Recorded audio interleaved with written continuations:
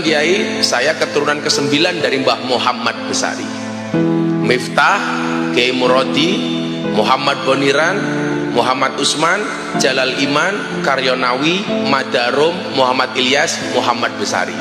Saya keturunan ke-18 dari Prabu Brawijaya, keturunan ke-17 dari Raden Patah Demak. Nama Gus Miftah itu terdaftar mboten nggih?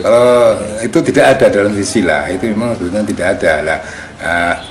Maksud saya itu juga saya itu mengharapkan itu memang itu kalau memang dari Kiai Agung, dari Kiai Agung Muhammad Ilyas ya, betul lagi Kiai Agung Muhammad Sari itu dari istri keberapa itu, nah itu nanti akan ketemu gitu seperti itu.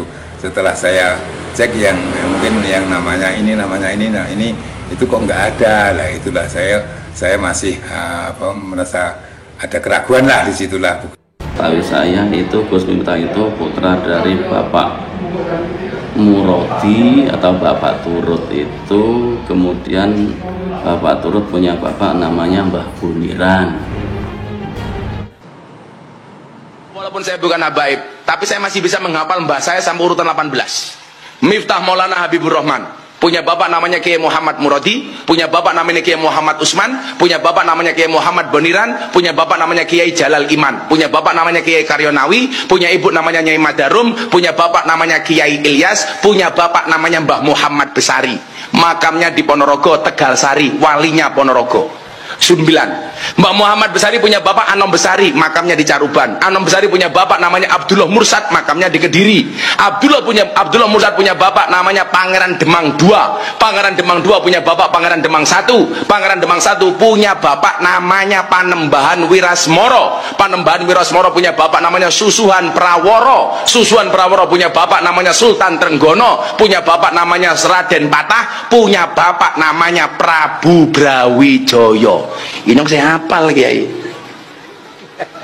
Tapi saya malu, mbahku Brawijaya, mbahku Raden Patah Raja Demak, Sultan Trenggono.